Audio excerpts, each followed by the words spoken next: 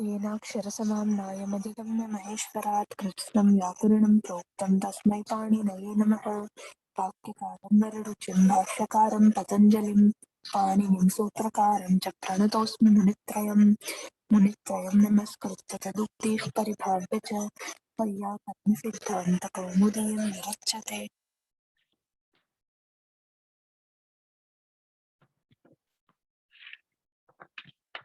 इदानीं यदा गतदिवसे वयं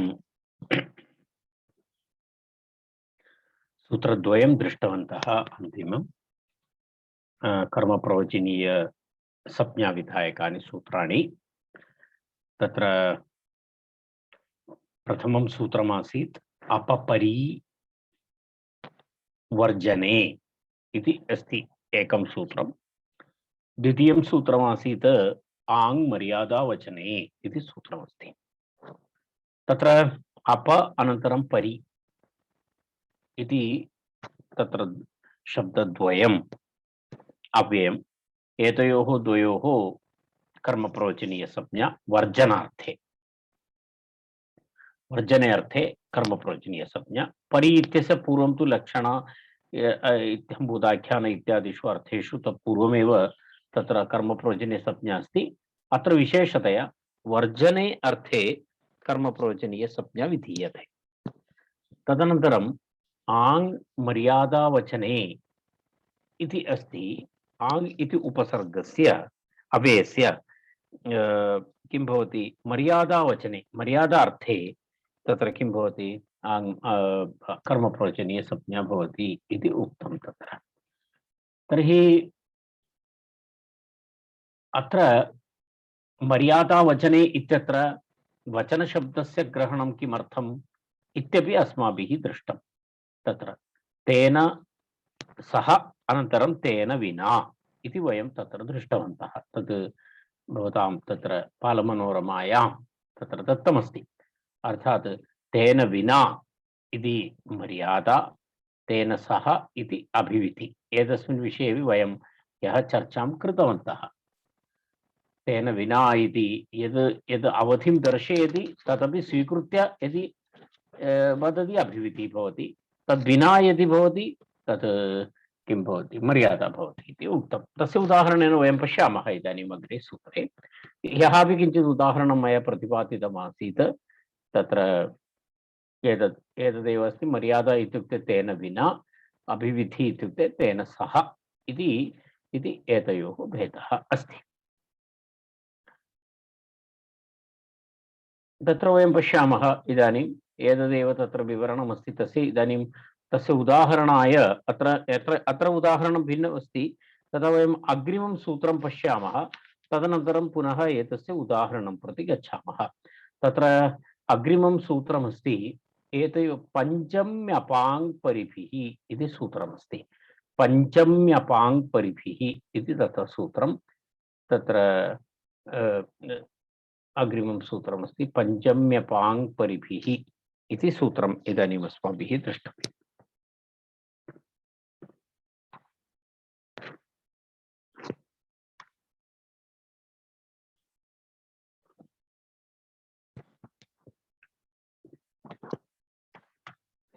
पश्यतु, तत्र पञ्चमी अपाङ् परिभिः इति द्विपदं सूत्रं। पञ्चमी अपाङ् परिभिः इति द्विपदं सूत्रमस्ति। तत्र विग्रहवाक्यम् एवमस्ति: अपश्च आङ्च परिश्च। अपश्च अव्ययत्रयं कर्मप्रवचनीय अव्ययमस्ति। कर्मप्रवचनीयमभवत् अप आङ् परि। अपश्च आङ्च परि च इति तेषाम् इतरेतरयोगद्वन्द्वः भवति। अत्र तेषाम् इतरेतरयोगद्वन्द्वः। तर्हि किं भवति? पञ्च अत्र अपाङ् परयः इति भवति। तैः इति तृतीया बहुवचनम्, अपाङ् परिभिः इति तृतीया बहुवचनं भवति तत्र। इति तस्य विग्रहवाक्यम्। अपश्च आङ्च परिश्च इति इतरेतरयोगद्वन्द्वः। अपाङ् परयः इति भवति। अपाङ् परयः तैः इति अपाङ् परिभिः इति। अर्थात् तेषां तैः योगे इत्यर्थः। अर्थात् अप आंग परि इत्येतैः कर्मप्रवचनीयैः योगे पंचमी विभक्तिर्भवति इति सूत्रस्य अर्थः। किमस्ति?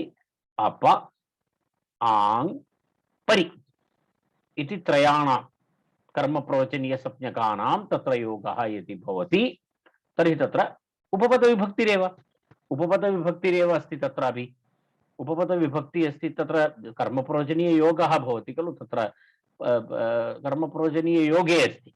तस्मात् एतदपि एकया दृष्ट्या उपपदविभक्तिरेव, तदातितः अहं वदन्नस्मि।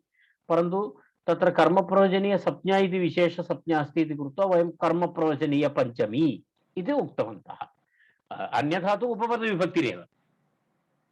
तर्हि एवं सूत्रस्य अर्थः। अप आंग परि इत्येतैः कर्मप्रवचनीयैः योगे पंचमी विभक्ति भवति इति सूत्रार्थः। सिद्धान्तकौमुद्यामपि एवमेवमस्ति। एतैः कर्मप्रवचनीयैः योगे पंचमी स्यात्। एतैः इत्युक्ते अपाङ् परिभिः इत्यर्थः।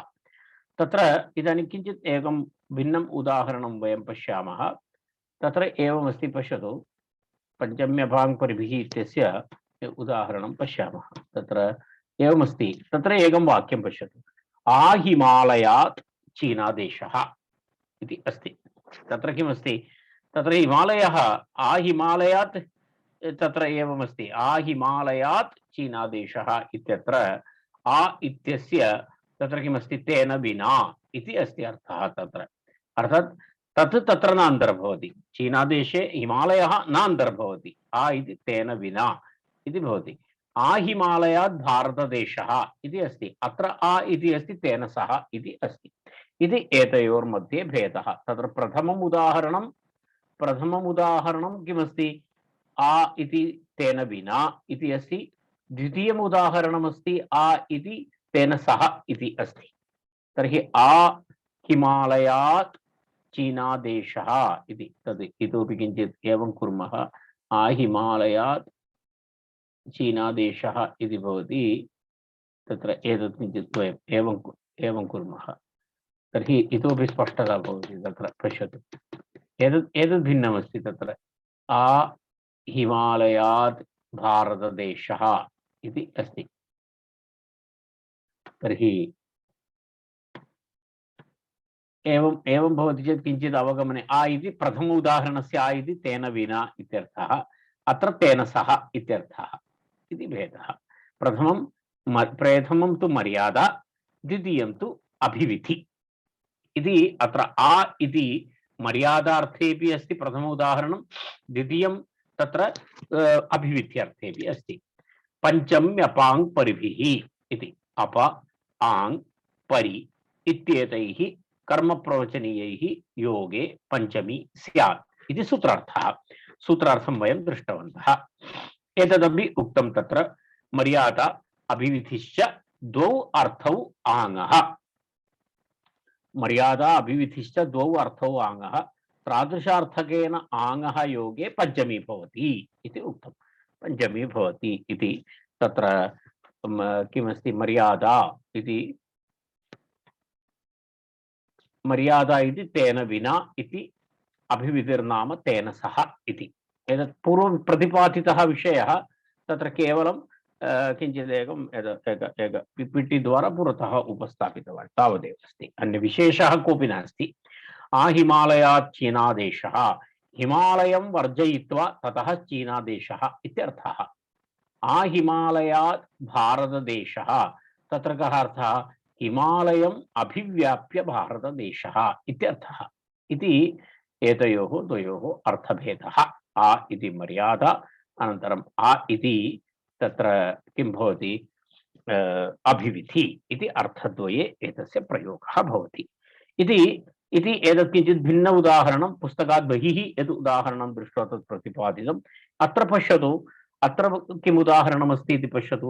अपहरेः परिहरेः वर्जयित्वा इत्यर्थे तत्र अप अनन्तरं परिहरेः संसारः, परिः अत्र वर्जने इति अस्ति। अत्र परिः वर्जनार्थे अस्ति। अपहरेः इति अस्ति। पश्यतु अत्र अपहरेः परिहरेः संसारः इति अस्ति। इत्युक्ते अपहरेः संसारः परिहरेः संसारः इत्यन्वयः वाक्यद्वयं तत्र करणीयम्। अपहरेः संसारः तत्र आशयः कः अस्ति? एतस्य वाक्यस्य अर्थः एवमस्ति, हरिं वर्जयित्वा हरिं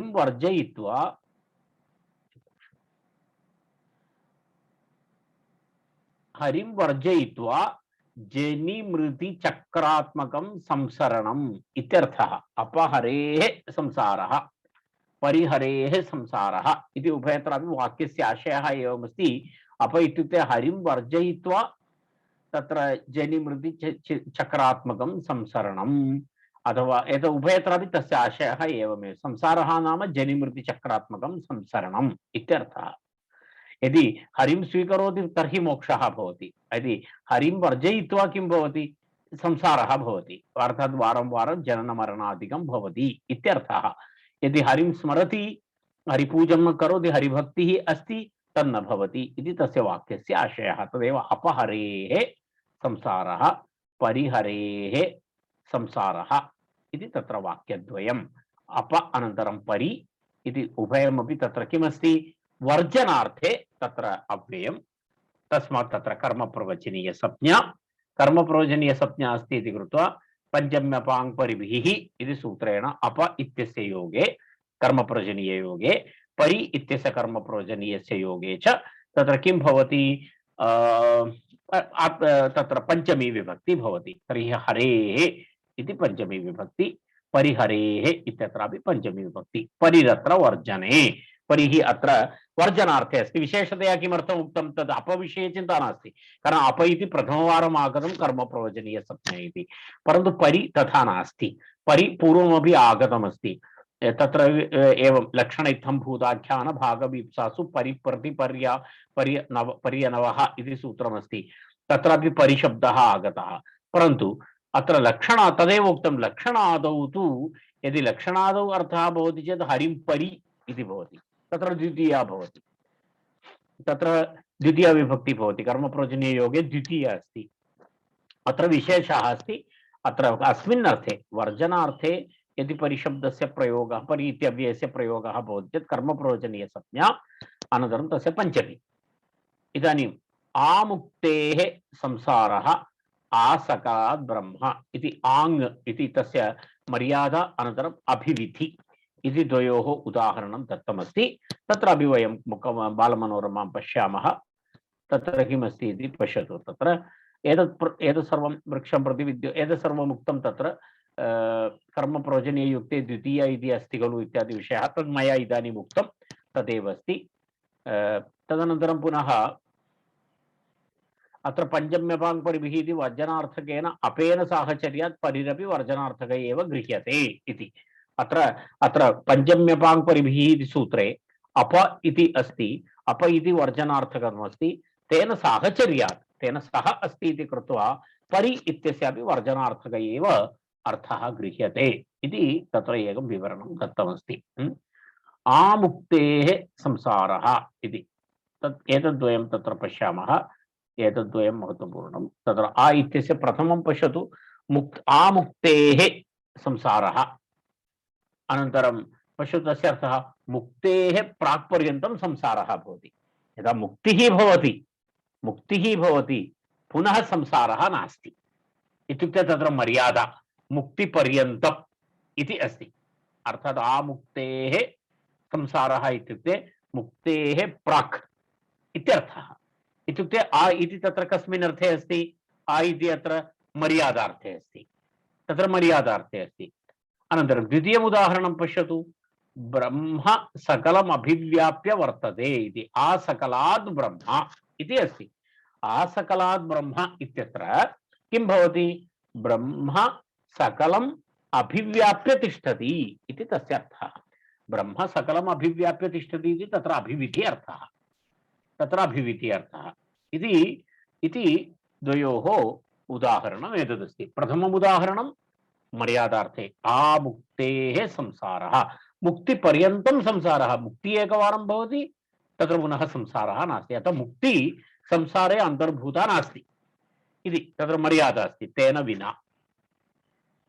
आसकलात् ब्रह्म इत्यत्र ब्रह्म सकलम् अभिव्याप्य वर्तते इत्यत्र तत्र ब्रह्म अपि तत्र सकलम् अभिव्याप्य अभिविधिः अस्ति, तत्र एवं नास्ति। आसकलात् ब्रह्म इति अभिविधि अर्थः अस्ति इति तस्य आशयः।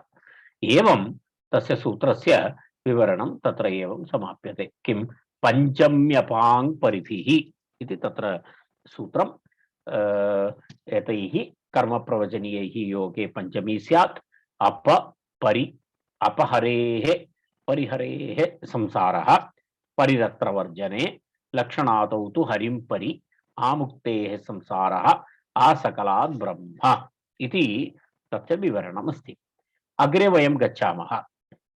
प्रतिनिधि प्रतिदानयोः पुनरपि कर्मप्रवचनीय संज्ञा विधायकं सूत्रमस्ति। अत्रापि प्रति इत्यव्ययस्य अर्थद्वये कर्मप्रवचनीय संज्ञां कर्मप्रवचनीय संज्ञा विधीयते।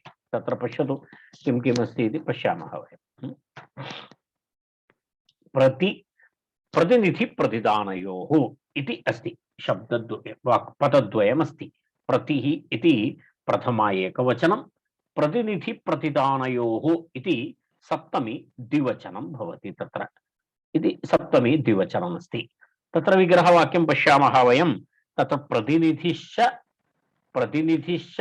प्रतिदानं च, प्रतिनिधिश्च प्रतिदानं च इति प्रतिनिधिश्च प्रतिदानं च इति तयोः इतरेतरयोगद्वन्द्वः भवति।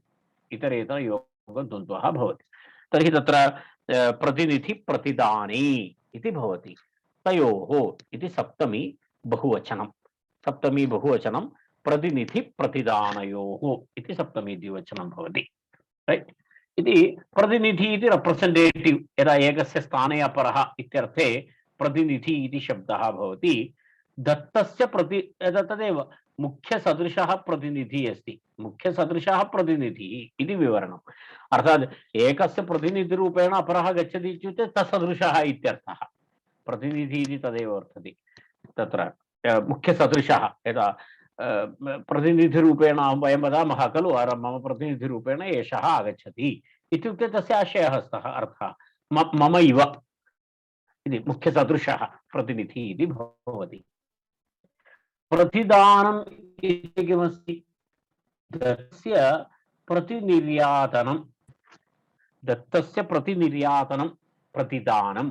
यदा किमपि वस्तु दत्तवन्तः, यदा पुरातनकाले वयं जानीमः, यदा किं वदामः, वस्तूनां निर्यातनं तु वस्तुभिः भवति स्म। इदानीमिव करेन्सी व्यवहारः यदा न आसीत्, तत्र मम क्षेत्रे यवः भवति, अन्यत्र क्षेत्रे तिलः भवति। तर्हि अहं किञ्चित् यवं तस्मै ददामि, सः मह्यं तिलं यच्छति। यदा पुरातनकाले तत् किं वदति, बार्टर् सिस्टम् इति यद् वदति, तदेव बार्टर् सिस्टम् इति वस्तुनिर्यातनं। यदा रूप्यकाणि नाणकानां व्यवहारः यत्र न भवति तदेव प्रतिदानम् इति। यदा वयं ग्रामेषु अपि कुर्मः, यदा मम गृहे आम्रफलानि जातानि, तर्हि समीपगृहस्य कृते आम्रफलानि अहं ददामि, तस्य कृते अन्यत् किमपि फलं स्यात् सः मह्यं ददाति। एवम् एतत् सर्वं चलति। तदेव प्रतिदानम् इति उच्यते। प्रतिदानम् इत्युच्यते। तदेव एकवस्तुनः स्थाने अपरवस्तु दानं। दत्तस्य प्रतिनिर्यातनम् इति अस्ति, तत् प्रतिदानम् इति उच्यते। तर्हि प्रतिनिधिविषये प्रतिदानविषये च प्रति इति शब्द अव्ययस्य प्रयोगं करोति, तर्हि तस्य कर्म प्रवचनीय संज्ञा अस्ति इत्यर्थः। प्रतिनिधिविषये प्रतिदानविषये किं भवति? प्रतिनिधिविषये प्रतिदानविषये च प्रतिः कर्मप्रवचनीय संज्ञो भवति इत्यर्थः। तस्य कर्मप्रवचनीय संज्ञा भवति इति तस्य आशयः। प्रति इत्यस्य कर्मप्रवचनीय संज्ञा विधायकं सूत्रमेतत्। एवं तत्र पश्यतु, प्रति इत्यस्य कर्मप्रवचनीय संज्ञा भवति। कर्मप्रवचनीय संज्ञा अत्र भवति चेत् तस्य पुनः किं भवति? तत्र ततः उपपद पंचमी भवति, पंचमी विभक्ति भवति, उपपद पंचमी भवति इत्यर्थः। तत्र उदाहरणाय पश्यामः, वयम् अग्रिमं सूत्रं पश्यामः, तदनन्तरं तस्य उदाहरणं प्रति वयं गच्छामः। तत्र अस्ति प्रतिनिधि प्रतिनिधि प्रतिदाने च यस्मात् इति अस्ति। पूर्वसूत्रं तु सम्यक् ज्ञातम् इति मन्ये भवन्तः। यदा इदानीं तत्र वयं यदि एकवारम् आवश्यकं चेत् यद् सदृशः प्रतिनिधिः दत्तस्य प्रतिनिर्यातनं प्रतिदानम् इति तद्वयमपि अस्ति। कर्मप्रवचनीयसंज्ञकः स्यात् इत्यर्थः। अत्र एतावदेव अस्ति तस्य विवरणं। संज्ञाविधायकं सूत्रम्। एतत् प्रति इति अव्ययस्य कर्मप्रवचनीयसंज्ञा विधीयते। तदनन्तरं तत्र अग्रिमं सूत्रं प्रतिनिधि प्रतिदाने च यस्मात् इति अग्रिमं सूत्रं। तत्र एवमस्ति,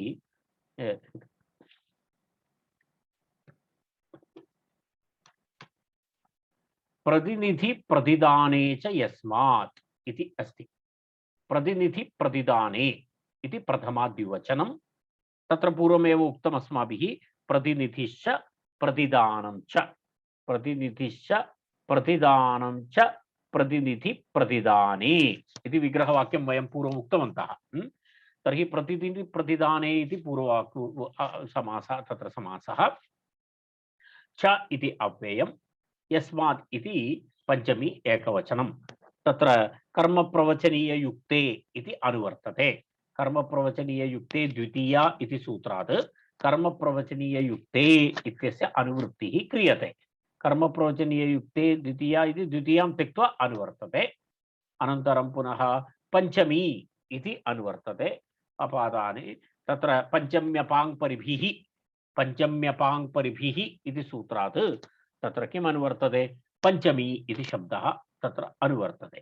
तर्हि एवम् अनुवृत्ति एवमेव भवति। किं किं? कर्मप्रवचनीययुक्ते इति अनुवर्तते, पंचमी इति अनुवर्तते। एवं सूत्रस्य अर्थः भवति। तत्र एतत् सर्वं पूर्वम् उक्तं। मुख्यसदृशः प्रतिनिधिः, दत्तस्य प्रतिनिर्यातनं प्रतिदानं, तत्सर्वम् उक्तं। तर्हि यस्मात् प्रतिनिधिः यतश्च प्रतिदानं तत्र कर्मप्रवचनीययुक्ते पंचमी विभक्ति भवति इत्यर्थः। यस्मात् प्रतिनिधिः, यस्मात् प्रतिनिधिः इत्युक्ते यदा एकः अपरस्य प्रतिनिधि भवति, राइट, तर्हि तत्र शब्दद्वयं भवति, व्यक्तिद्वयं भवति। तर्हि यस्मात् प्रतिनिधि भवति, अर्थात् यः कोऽपि वा यस्य कस्यापि प्रतिनिधि भवति, यस्य प्रतिनिधि भवति तस्य कर्मप्रवचनीयसंज्ञा भवति। तदेव यस्मात् प्रतिनिधिः इति। यस्मात् प्रतिनिधिः इत्युक्ते तत्र वस्तुतः यस्मात् इति शब्दः सूत्रे यस्य इति षष्ट्यर्थे प्रयुक्तः शब्दः अस्ति। सः यस्य प्रतिनिधिः अथवा यस्य प्रतिदानं, तस्मात् वस्तुतः यदा तत्र कर्मप्रवचनीययुक्ते यस्य प्रतिनिधि अथवा यस्य प्रतिदानं तत्र ततः पंचमी विभक्ति भवति इति वस्तुतः आशयः स्वीकर्तव्यः। यस्मात् इति तत्र यस्य इति यदि षष्ट्यर्थे तत्र पंचमी प्रयुक्तः, अर्थात् यस्य प्रतिनिधि भवति, यस्य प्रतिदानं भवति, तस्मात् कर्मप्रवचनीययोगे पंचमी विभक्ति भवति इति सूत्रस्य अर्थः भवति। अत्र कर्मप्रवचनीयैः योगे पंचमी स्यात् इति तत्र उक्तमस्ति इति तत्र सिद्धान्तकौमुद्याः विवरणमस्ति।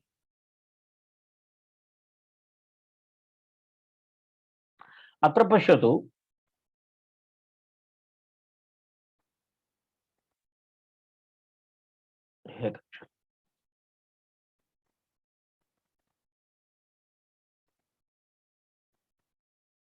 इदानीं पश्यतु, तत्र सिद्धान्तकौमुद्यां वयं पश्यामः किमस्ति इति। पश्यतु, अत्र कर्मप्रवचनीयैः योगे पंचमी स्यात् इति उक्तम्। उदाहरणमुक्तमस्ति प्रद्युम्नः कृष्णात् प्रति, प्रतिनिधि इत्यस्य उदाहरणमस्ति तत्।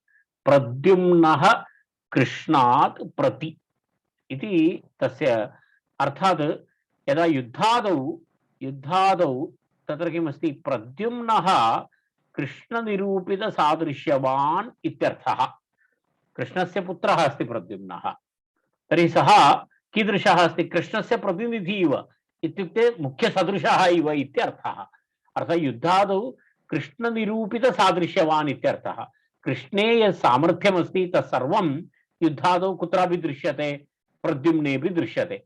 तस्मात् तस्य आशयः कृष्णः प्रद्युम्नः कृष्ण इव मुख्यसदृशः, कृष्णसदृशः प्रद्युम्नः, कृष्णसदृशः प्रद्युम्नः इति तस्य वाक्यस्य अर्थः। युद्धादौ प्रद्युम्नः कृष्णनिरूपितसादृश्यवान् इत्यर्थः। अत्र पञ्चम्यर्थः सादृश्यम् इत्यर्थः। तत्र कृष्णात् इति प्रयोगः, कृष्णात् इति अर्थात् तस्य सदृशः इत्यर्थः। कृष्णस्य सदृशः प्रद्युम्नः इति तस्य वाक्यस्य आशयः। तत्र प्रतिनिधि इति अस्ति। प्रतिस्तु तद्योतकः। तत्र प्रति इति अव्ययम् अस्मिन् वाक्ये किं द्योतयति? प्रतिनिधित्वं द्योतयति, प्रतिनिधित्वं द्योतयति। तत्र प्रति इति शब्दस्य प्रद्युम्नः कृष्णात् प्रति इत्यस्मिन् वाक्ये किं भवति? प्रति इति तत्र कर्मप्रवचनीयः, तत् किं द्योतयति? तत्र प्रतिनिधित्वं द्योतयति। कृष्णस्य प्रतिनिधित्वं तत्र प्रद्युम्नद्वारा तत्र द्योतयति इत्यर्थः तस्य। तत्र प्रथमवाक्ये। द्वितीयं वाक्यमस्ति प्रतिदानम् इति अस्ति। प्रतिदानम् इत्यत्र किम् उदाहरणं? तिलेभ्यः प्रतियच्छति माषान्। प्रति इति तत्र प्रतिदानार्थं सूचयति। केनापि तत्र तिलं स्वीकृतवान्, तिलं प्राप्तवान्, केनापि दत्तम् इति अस्ति। तत्र पश्यतु, अत्र किमस्ति? ऋणत्वेन गृहीतान् तिलान् स्वरूपेण मूल्याद्यात्मना वा प्रत्यर्पयति इत्यर्थः। तत्र तत्र तिलेभ्यः प्रतियच्छति माषान् इति तत्र तत् महत्त्वपूर्णमस्ति। एकं वाक्यमस्ति, यदा तिलस्य यवस्य च मूल्यं सर्वदा समानमेव भवेत् इति नास्ति। तस्मात् एवं न भवति। 1 किलो तिलं ददाति चेत् 1 किलो यवं ददाति इति तु न भवति। तस्य मूल्यनिरूपित तावत् देयं भवति। अन्यथा एकः 1 ग्रां सुवर्णं स्वीकृतवान्, तस्मै 1 ग्रां माषः ददाति इति न भवति। तस्य मूल्यनिरूपितत्वं भवति तत्र। तत्र पश्यतु, तत्र ऋणत्वेन गृहीतान् स्वरूपेण मूल्याद्यात्मना वा प्रत्यर्पयति इत्यर्थः। अर्थात् तस्य मूल्यानुसारं 1 किलो माषः भवति चेत् तस्य कृते अर्ध किलो तिलं भवेत् कदाचित्, तर्हि तिलस्य मूल्यम् अधिकं भवति माषापेक्षया। तत् यद् मूल्यादि निरूपित बार्टर् मध्ये तद् भवति, अर्थात् तत्र प्रतिदानं भवति इति तस्य आशयः। इत्युक्ते अत्र तिलस्य प्रतिदानरूपेण माषान् यच्छति इत्यर्थः। अत्र प्रति इति शब्देन, अत्र प्रति इत्यव्ययेन तत्र किं सूच्यते? तत्र प्रतिदानं सूच्यते। प्रतिदानमिति किं भवति?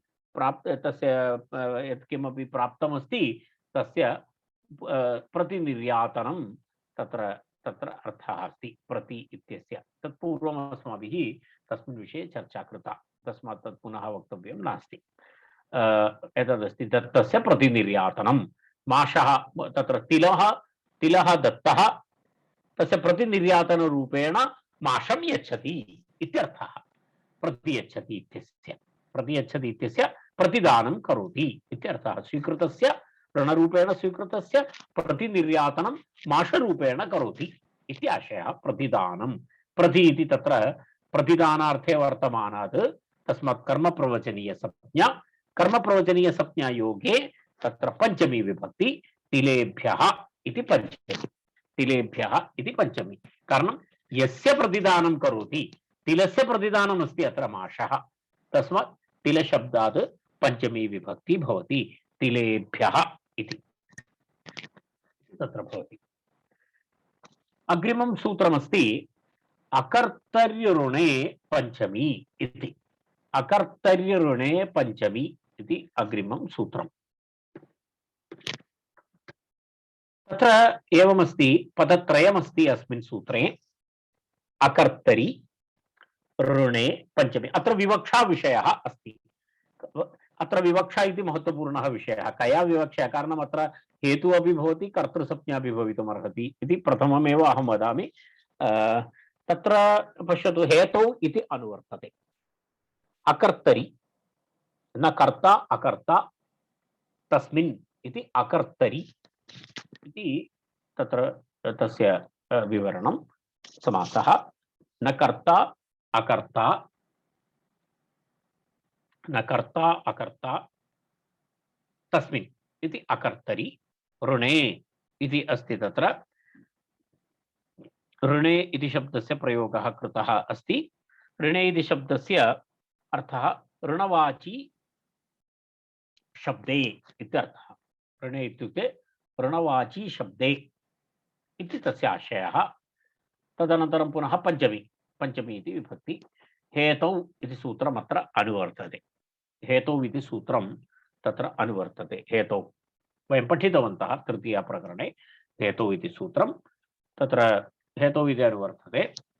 अत्र एवमस्ति, अकर्तरि ऋणे हेतौ इति अन्वयः भवति। अकर्तरि ऋणे हेतौ पंचमी इति तत्र अन्वयः। अकर्तरि ऋणे हेतौ पंचमी इति तत्र एवं भवति। अकर्तरि इति तत्र कर्तृवर्जितम्। अकर्तरि इत्यस्य कः अर्थः?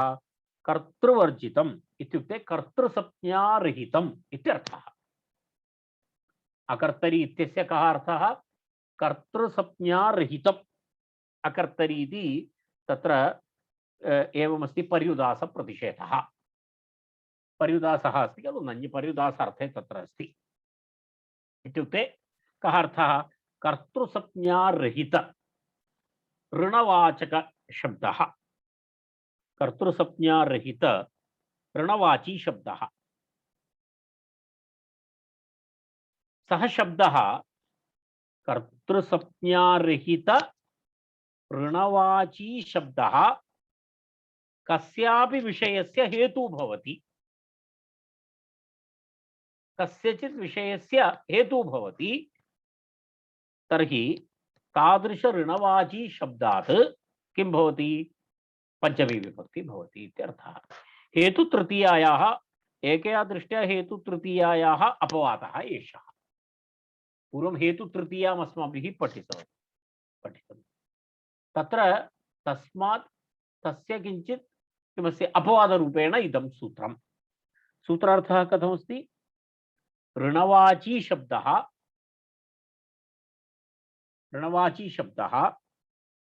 स्वयं सः शब्दः कर्तृसंज्ञकः न भवति। स्वयं कर्तृसंज्ञकः न भवति। एतत् पुनरपि अहं वदामि, एतत् सर्वं विवक्षा अस्ति। दृष्ट्वाधिकभेदः न भवति प्रयोगे। तर्हि किमस्ति? ऋणवाचकशब्दः कर्तृसंज्ञारहितः।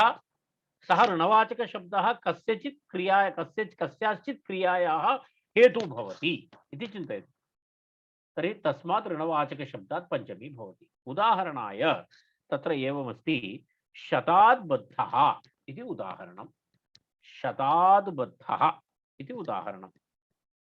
तत्र एवमस्ति, शतरूप्यकाणि शताद्बद्धः इति अस्ति।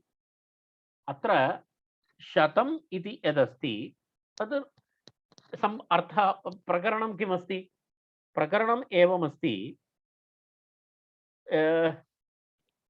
शतरूप्यकाणि वा शतसुवर्णानि वा येन केनापि गृहीतः यस्मात् कस्मात्, तेन हेतुना यः अधमर्णः अस्ति सः बद्धः उत्तमर्णेन इत्यर्थः। प्रकरणम् अवगच्छतु। तत्र अधमर्णः बद्धः कथकेन? उत्तमर्णेन। केन हेतुना? तत्र शत सुवर्ण ऋणेन बद्धः। तत्र हेतु अस्ति किं? शतम्। तत्र हेतु अस्ति शतम्। हेतु अस्ति इति कृत्वा तत्र किं भवति, तत्र हेतु तृतीया तत्र अस्ति, हेतु अस्ति तत्र शतेन वस्तुतः बद्धः इति भवति, परन्तु तत्र विवक्षा कथमस्ति, विवक्षा तु तत्र हेतुविवक्षा अस्ति, हेतुविवक्षा अस्ति इति कृत्वा यदि हेतुविवक्षा अस्ति तत्र किं भवति, पञ्चमी विभक्ति भवति। तत्र पुनरपि एकवारम् इदानीं सर्वलक्षणानि तत्र सन्ति वा इति वयं पश्यामः। शत इति ऋणम् इति ऋणवाचकशब्दः शतं, शतं ऋणं स्वीकृतवान् तन्न प्रत्यर्पितवान् समये, तर्हि अथमर्णः बद्धः। तर्हि बन्धनस्य हेतु किमस्ति, शतमस्ति। तर्हि तस्य शतशब्दात् कर्तृसंज्ञा नास्ति, कर्तृविवक्षा तत्र नास्ति। तदेव उक्तवान्, तत्र हेतुविवक्षा अस्ति, हेतुः इति अनुवृत्तिः। तर्हि शत इत्यस्य कर्तृसंज्ञा रहितः अस्ति सः, तस्य कर्तृसंज्ञा नास्ति। कर्तृसंज्ञा रहित ऋणवाचकशब्दः अस्ति तत्र, अनन्तरं सः हेतुः अपि अस्ति, कस्य, बन्धनस्य हेतुः अपि अस्ति इति तत्र पदत्रयं तस्य समन्वयः भवति। शतम् इत्यत्र ऋणवाचकशब्दः, कर्तृसंज्ञारहितः, हेतु इति त्रयं भवति इति कृत्वा तस्मात् किं भवति, पञ्चमी विभक्ति भवति, पञ्चमी विभक्ति भवति। तर्हि इदं वाक्यं भवति शतात् बद्धः इति। अहं पुनरपि वदामि, एतत् सर्वं प्रयोगवैशिष्ट्यं, भाषायाः वैशिष्ट्यमस्ति। वयम् अस्माकं मनसि अस्माकं मातृभाषां प्रादेशिकभाषां मनसि स्थापयित्वा एतस्य उपरि द्रष्टव्यं नास्ति। अस्माकं भाषा पार्श्वे स्थापनीया, तदनन्तरम् एतत् द्रष्टव्यं। कारणम् एकैकस्य भाषायाः तस्य प्रयोगवैशिष्ट्यं भवति। एतत् सर्वं सामान्यतः अपादाने पञ्चमी इति उक्तं, तद्भिन्नः विषयः। इदानीं यत्र पञ्चमी विभक्तीनां यत्र यत्र प्रयोगः दृश्यते तत्सर्वं भाषायाः वैशिष्ट्यम् इति अस्माभिः ज्ञातव्यं। तर्हि प्रयोगः तु भवत्येव एतत् सर्वं, परन्तु तस्य पृष्ठतः तत्त्वम् इदानीम् अत्र प्रतिपाद्यते इति तथा अवगन्तव्यं। शतात् बद्धः इति उदाहरणं तत्र अभवत्। तत्र पश्यतु, इदानीम् एतस्य सन्दर्भम् अत्र बालमनोरमायां विवृतमस्ति। नियमितकाले प्रत्यर्पणाभावे सति सुवर्णादिशतेन ऋणेन हेतुना अथमर्णः बद्धः इति वाक्यस्य भावार्थः। शतात् बद्धः इति वाक्यस्य कः अर्थः? नियमितकाले येन केनापि एकमासस्य कृते शतसुवर्णं स्वीकृतवान्, परन्तु तद् नियमितमासकाले प्रत्यर्पणाभावे सति किं भवति? सुवर्णादिशतेन ऋणेन हेतुना, तत्र ऋणं हेतु, कीदृशं ऋणं? सुवर्णशतस्य ऋणेन हेतुना अथमर्णः बद्धः इति अत्र वस्तुतः हेतुतृतीयायाः अपवादः। वस्तुतः हेतु अर्थे तृतीया भवति, परन्तु इदं तृतीयायाः अपवादसूत्रमस्ति इति अर्थः। तत्र यदि कर्तृसंज्ञा अस्ति इति चिन्तयतु, विवक्षायां कर्तृसंज्ञा अस्ति चेत् तत्र तं यदि तद् ऋणं कर्तृरूपेण पश्यति, कर्तृसंज्ञा अस्ति तत्र इति चेत् तत्र शतेन बन्धितः इति भवति। पश्यतु, अत्र शतेन बन्धितः इति भवति। तदेव अकर्तरी इत्यस्य प्रयोगः। यदि कर्तृसंज्ञा विवक्षा नास्ति चेत्, हेतुविवक्षा अस्ति चेत्, यदि कर्तृसंज्ञा विवक्षा अस्ति चेत् शतेन बन्धितः इत्येव भवति। तत्र कर्तृसंज्ञा अस्ति चेत् शतेन बन्धितः भवति। तस्मादेव सूत्रे अकर्तरी इति उक्तं। शतेन बन्धितः इत्यपि वाक्यं कर्तुं शक्यते। कथं? तत्र एवम् अर्थः भवति तस्य। पश्यतु, शतेन बन्धितः, अथमर्णः उत्तमर्णेन शतेन बन्धितः इत्यर्थः। तत्र कर्तृसंज्ञा बन्धेः हेतुमण्यन्तात् कर्मणि तः इति तत्र बन्धितः इति शब्दस्य व्युत्पत्ति बन्धधातु, तत्र क्तप्रत्ययः। अधमर्णः उत्तमर्णेन बद्धः इति अन्यन्तस्य अर्थः इति। शतेन ऋणेन प्रयोजककर्त्रा उत्तमर्णेन प्रयोज्य कर्त्रा बन्धनं कारितः अधमर्णः इति नित्यस्य अर्थः। एवं तस्य प्रयोगः भवति। शतेन ऋणेन प्रयोजककर्ता, तत्र शतं प्रयोजककर्ता भवति, अनन्तरं तत्र उत्तमर्णः प्रयोज्यकर्ता भवति। अर्थात् तेन द्वारा तस्य किं भवति, बन्धनं भवति इति। अत्र शतं ऋणं प्रयोजकत्वात् कर्तृसंज्ञा हेतुसंज्ञश्च। अत्र ऋणमस्ति, तस्य कर्तृसंज्ञा अपि भवितुमर्हति, हेतुसंज्ञा अपि भवितुमर्हति।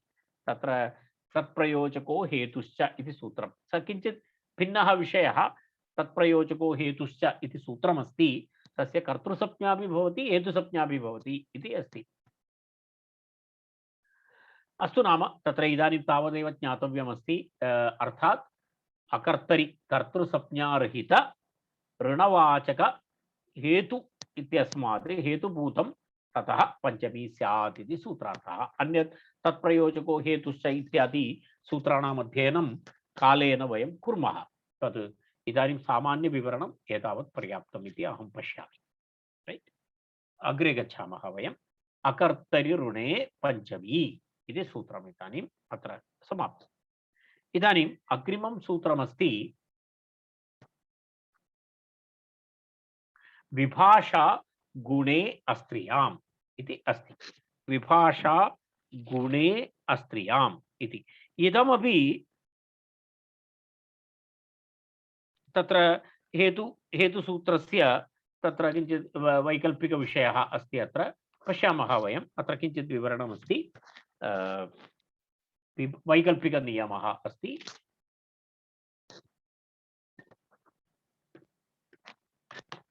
तत्र विभाषा गुणे अस्त्रियाम् इति त्रिपदं सूत्रम्।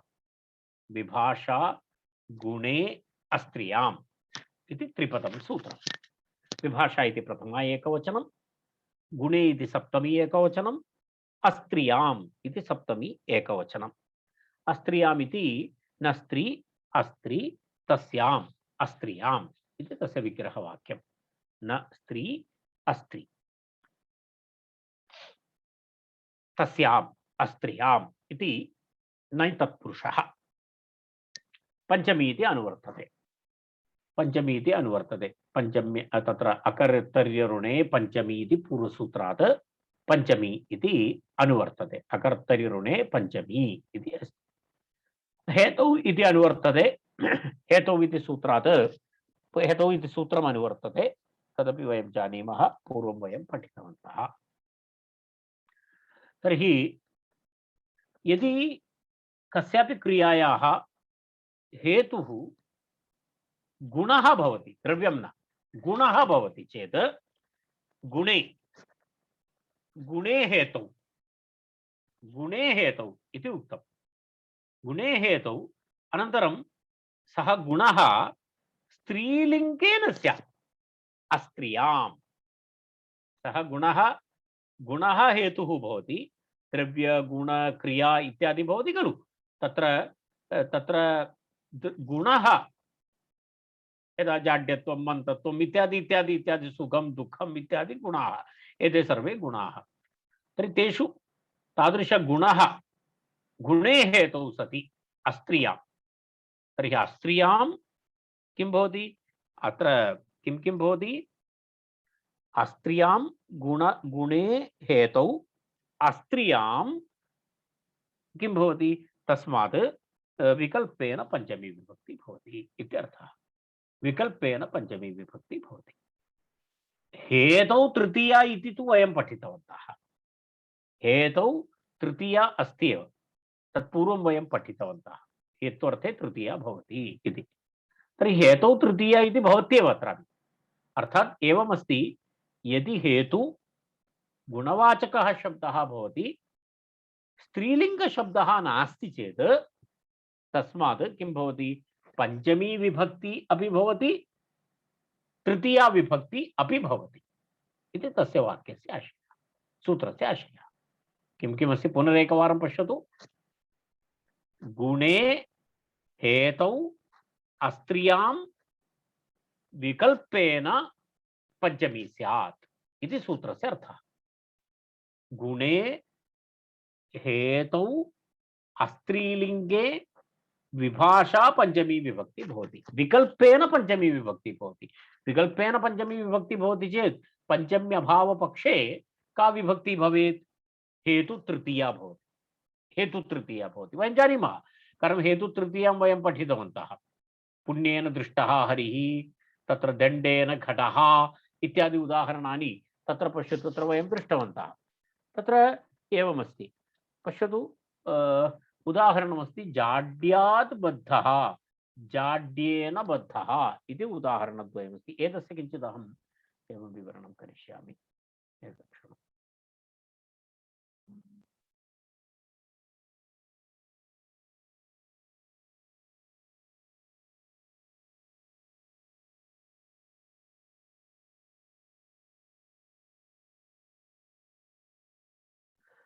एवं पश्यतु, अत्र एकं वाक्यमस्ति, कश्चन कश्चन यदा अस्माकं व्याकरणवर्गे भी एवं भवति, प्रातःकाले उत्थानं करणीयं वा न करणीयं वा इति महती चिन्ता भवति। अनन्तरं गत्वा उत्थाय आलस्यात् शनैः शनैः वर्गं गच्छति इति अस्माकमेव उदाहरणमस्ति। तत्र अद्य गन्तव्यं वा न वा, अद्य वा मम किञ्चित् अनारोग्यमस्ति, किं किमपि कारणं पश्यामः वयं, वर्गं गन्तुं कारणमन्विषामः इति। तद् मानवस्वभावः, तत्र किमपि नास्ति। एतत्तु किमपि ऋत्विक् रोशन् मूवी तु न चलति प्रातःकाले उत्थाय एतत् द्रष्टव्यम् इति, तथा किमपि नास्ति। तेन तथा शनैः शनैः गच्छति आलस्यात् अथवा आलस्येन वा इति अत्र वाक्यमस्ति। पश्यतु, अत्र विभाषा गुणे अस्त्रियां, गुणे हेतौ पंचमी वा स्यात् इति। स्त्रीलिंगे तु पंचमी न भवति, इत्युक्ते पुल्लिंगे भवति, नपुंसकलिंगे च भवति, स्त्रीलिंगे तु न भवति। अत्र गुणवाचकशब्दः यदि स्त्रीलिंगे भवति तर्हि पंचमी न भवति। तस्य दर्शयामः वयं, पश्यामः वयं, प्रस्तुताहरणं पश्यामः। अत्र पश्यतु, शनैः शनैः गच्छति आलस्यात्। आलस्यात् विद्यार्थी छात्रः विद्यालयम् आलस्यात् शनैः शनैः गच्छति इति चिन्तयतु। तत्र आलस्यम् इति गुणः, गुणः इति पारिभाषिकः शब्दः स्वीकरणीयः, अन्यथा अस्माकं व्याकरणशिक्षकः आलस्यम् एकः गुणः अस्ति इति उक्तवान्, तस्मात् मम आलस्यम् इति अहं मम भूषणम् इति पश्यामि इति न चिन्तयतु। गुणः इति सः गुणः नास्ति। यदा वयं विर्च्यु इति तत् वदामः, सः गुणः नास्ति। एषः एकः किं वदामः, सुखदुःखादिगुणः इति एकः, तावदेव। तर्हि तत्र शनैः शनैः गच्छति आलस्यात्, अत्र आलस्यम् इति गुणवाचकः शब्दः। शनैः गमने आलस्यं हेतुः। तत्र शनैः गच्छति, तत्र किं कारणं? तत्र आलस्यं हेतुः, अतः आलस्यात् पंचमी विभक्ति भवति। पंचम्याः विकल्पेन विधानात् पंचम्याः अभावे हेतौ इति सूत्रेण तृतीया भवति इति अस्ति। उभयतापि भवति। शनैः शनैः गच्छति आलस्यात् इत्यपि प्रयोगः भवति, अनन्तरम् आलस्येनापि प्रयोगः। आलस्यमत्र हेतुः, अनन्तरम् आलस्यमिति नपुंसकलिङ्गशब्दः अत्र अस्ति, तत्र स्त्रीलिङ्गविषयः नास्ति। तर्हि गुणः हेतुः तत्र, तस्मात् पंचमी अपि भवति, अन्यथा किं भवति, तृतीया विभक्तिरपि भवति। तत्र सूत्रं हेतौ इति सूत्रेण अत्र तृतीया विभक्तिरपि भवति। अत्र पश्यतु, अत्र हेतुतृतीयायाः विकल्पेन गुणं प्रति अपवादभूता पंचमी इति ज्ञेयम्। यदि द्रव्यमस्ति, पश्यतु, तत्र द्रव्यमस्ति चेत् दण्डेन घटः इत्येव प्रयोगः भवति।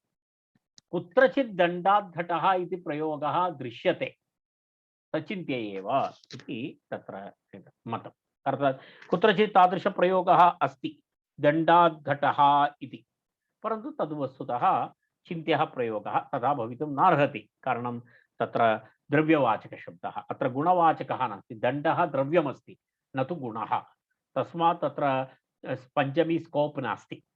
परन्तु कुत्रचित् प्रयोगः दृष्टः स्यात्, तस्मात् एवं तत्र दण्डात् घटः इति प्रयोगः चिन्त्यः इति। अस्माकं सिद्धान्तकौमुद्यां किम् उदाहरणं दत्तमस्ति अस्मिन् विषये? गुणे हेतु स्त्रीलिङ्गे पञ्चमी वा स्यात्, जाड्यात् जाड्येन वा बद्धः इति तत्र उदाहरणं। जाड्यात् जाड्येन वा बद्धः इति अस्ति। तत्र जडस्य भावः जाड्यं, जडस्य भावः जाड्यम् इति अस्ति। अत्र जडस्य भावः जाड्यं, गुणवचन ब्रह्मणादिभ्यः कर्मणि च इति शञ् प्रत्ययान्तः शब्दः, जडशब्दात् शञ् प्रत्ययः भवति चेत् तत्र एवं भवति। तत्र कश्चन विषयः अत्र चर्चितः अस्ति, तत् त्यजतु तावदेव। इदानीं तत्र तत्र एवमस्ति, गुणे किम् इति प्रश्नः। गुणे किम् इति पदप्रयोजनमस्ति गुणे इति, अर्थात् धनेन कुलम् इति प्रत्युदाहरणं। धनेन कुलम् इति किमर्थं तत्र अर्थात् तत्र कुलमहिमा अस्ति कस्यचित्, केन कारणेन, केन हेतुना कुलस्य महिमा अभवत्? धनकारणेन। सः महान् धनिकः, महान् धनिकः। यदि धनिकः भवति कुलमहिमा तु प्राप्नोति एव, तस्य हस्ते कस्यापि हस्ते धनमस्ति, तस्य सर्वं भवति। तर्हि एवमस्ति धनेन कुलं। परन्तु अत्र धनं हेतुः अस्ति, धनं हेतुः अस्ति, द्रव्यमस्ति, किं नास्ति? धनमिति एकः गुणः नास्ति, गुणः नास्ति, तद् द्रव्यमस्ति। तस्मात् अत्र पञ्चमी नास्ति, गुणे इति प्रयोगः। यदि सूत्रे गुणे इति नास्ति तर्हि अत्र पञ्चमी भवितुम् अर्हति स्म। परन्तु तत्र नियमः कृतः, तत्र गुणवाचकहेतौ एव पञ्चमी भवति इति तत्प्रत्युदाहरणं। तत्र द्रव्यं हेतुः अस्ति, तस्मात् पञ्चमी नास्ति। अस्त्रियाम् इति किम्? स्त्रीलिङ्गवाचकशब्दाः भवन्ति, तत्र गुणः तत्रापि न भवति। यदा उदाहरणं बुद्ध्यामुक्तः, बुद्ध्यामुक्तः इत्यत्र किमस्ति? बुद्धिः इति स्त्रीलिङ्गशब्दः। मुक्तिः अभवत्, बुद्ध्यामुक्तः कस्यचित् सः कोऽपि मुक्तः जातः, तस्य हेतुः किमस्ति? बुद्धिः, बुद्ध्यामुक्तः। तर्हि बुद्धिः इति तत्र किमस्ति? गुणः अस्ति, बुद्धिः गुणवाचकशब्दः, परन्तु स्त्रीलिङ्गशब्दः अस्ति इति कृत्वा तत्र किं न भवति? ततः पञ्चमी न भवति। तत्र अस्त्रियाम् इति व्यावृत्ति, अस्त्रियाम् इति तत्र निषेधः अस्ति। तेन कारणेन तत्र बुद्धिवाचकशब्दात् किं न भवति? बुद्धिवाचकशब्दात् गुणवाचकहेतुः अस्ति, सर्वमस्ति, परन्तु स्त्रीलिङ्गशब्दे अस्ति इति कृत्वा तत्र पञ्चमी न भवति, बुद्ध्या इति तत्र एवं भवति। इदानीम् एवमस्ति, कुत्रचित्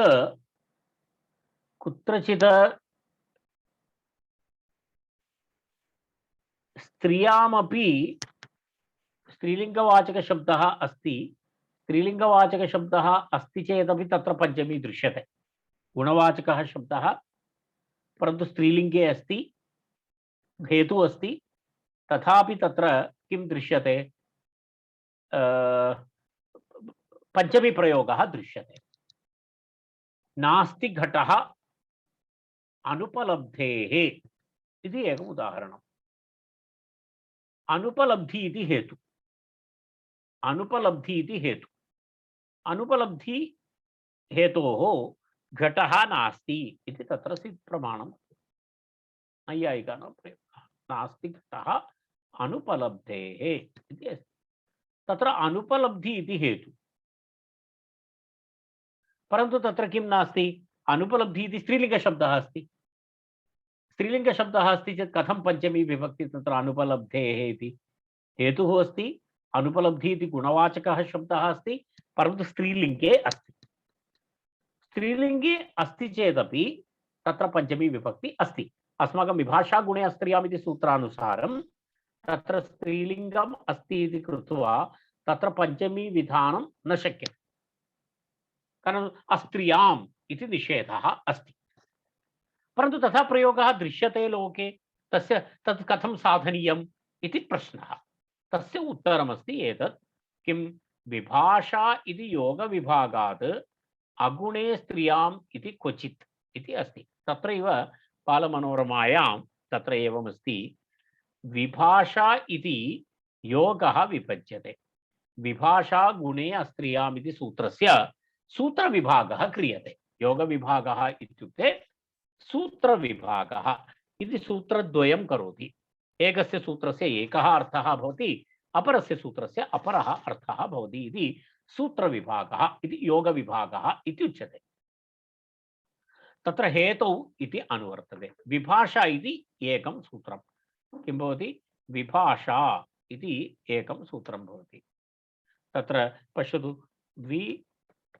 विभाषा इति एकं सूत्रं भवति, तत्र हेतौ इति तत्र अनुवर्तते। तर्हि विभाषा हेतौ इति भवति। तस्य सूत्रस्य कः अर्थः भवति? हेतौ अनुवर्तते, पंचमी इति च अनुवर्तते, पंचमी इति अनुवर्तते। तत्र किं भवति? कोऽपि वा हेतुः भवतु, कोऽपि वा हेतुः भवतु, पंचमी भवति, एवं भवति। हेतौ यत्किमपि हेतुवाचकशब्दः भवतु, तस्य विकल्पेन पंचमी विभक्ति भवति इति तस्य सूत्रस्य अर्थः भवति। हेतौ पंचमी विभाषा स्यात् इति एकस्य सूत्रस्य अर्थः भवति विभाषा इत्यस्य। इति योगविभागः कृतः इति तत्र। तस्मादेव तत्र पश्यतु, हेतौ तत्र पंचमी, हेतौ इत्यनुवर्तते, पंचमी इति, हेतौ पंचमी वा स्यात् इति सूत्रार्थः भवति। तस्य सूत्रस्य अर्थः किं भवति? हेतौ पंचमी वा स्यात्। तर्हि किं भवति? इदानीं पश्यतु, अत्र धूमादित्यस्य सिद्धता भवति। अत्र एकं वाक्यमस्ति, अत्र पश्यतु, धूमात् अग्निमान् इति अस्ति। अत्र धूमः द्रव्यमस्ति, धूमः द्रव्यमस्ति, गुणः नास्ति। धूमः द्रव्यमस्ति, गुणः नास्ति, परन्तु तत्र पंचमी अस्ति। धूमात् अग्निमान् इति पंचमी अस्ति। गुणः नास्ति चेत् पंचमी भवितुं नार्हति। यदा दण्डेन घटः इव अत्रापि धूमेन अग्निमान् इति अस्माभिः वक्तव्यं, परन्तु धूमात् अग्निमान् इति प्रयोगः भवति। तर्हि तत्र केन सूत्रेण साधनीयम्? एतत् योगविभागेन साधनीयम्। योगविभागेन कथं स्थापनीयम्? इदं सूत्रं भवति। इदानीं किं? हेतौ विभाषा पंचमी इति। अर्थात् तत्र तस्य आशयः एवमस्ति, हेतौ पंचमी वा स्यात् इति। ततश्च धूमादग्निमान् इति सिद्धम्। पुनः अग्रिमः भागः अस्ति, ततः गुणे स्त्रियाम् इति। तत्र विभाषा इति अनुवर्तते, पंचमी इति च। गुणे हेतौ अस्त्रीलिङ्गे पंचमी वा स्यात् इत्युक्तः अर्थः। तत्र किमस्ति? अपरं तत्सह नियमः। इदानीम् अत्र पश्यतु, हेतौ पंचमी स्यात् इति कृत्वा एतदपि सिद्धं भवति। हेतौ पंचमी भवति इति एतदपि सिद्धं भवति। किमर्थम्? इदानीं तस्य अर्थः कः? हेतु पुल्लिङ्गे वा भवतु, स्त्रीलिङ्गे वा भवतु, नपुंसकलिङ्गे वा भवतु, गुणो वा भवतु, द्रव्यो वा भवतु, गुणो वा भवतु, द्रव्यो वा भवतु, तत्र किं भवति? विकल्पेन पंचमी भवति इति एतस्य अर्थः भवति। किं? विभाषा इति योगविभागस्य अर्थः। तेन एतद्द्वयं सिद्ध्यति। धूमादग्निमान् नास्ति, तदेव अत्र उक्तं। विभाषा इति योगविभागात् अगुणे, अर्थात् गुणेतर विषये अपि, अर्थात् द्रव्यं वा भवतु तत्रापि, अनन्तरं स्त्रियां च क्वचित्। एतद् विशेषनियमः। अर्थात् एतत् सर्वदा अस्माभिः एवं प्रयोक्तुं न शक्यते। शास्त्रग्रन्थेषु कुत्रचित् एतादृशः प्रयोगः दृश्यते। तेषां प्रयोगाणां साधूकरणाय, साधनाय अयं नियमः। इत्युक्ते अस्माभिः तथा वक्तव्यं नास्ति इत्यर्थः। अस्माभिः विभाषा गुणे स्त्रियाम् इति नियमानुसारमेव अस्माभिः प्रयोगः करणीयः। कुत्रचित् ग्रन्थेषु दृष्टानां वाक्यानां साधूकरणाय, साधनाय तत्र अयं नियमः प्रतिपादितः इति अस्माभिः अवगन्तव्यम्। धूमादग्निमान् इति वस्तुतः पुस्तके अस्ति इति वयं वदामः, धूमेन अग्निमान् इत्येव तद् योग्यं भवति, तदा नियमः अस्ति। परन्तु तत् पूर्वतननियमं, पूर्वोक्तानां विषयाणां साधनाय एव उक्तमस्ति इति एतेन सह वयम् अत्र तिष्ठामः। शान्तिमन्त्रेण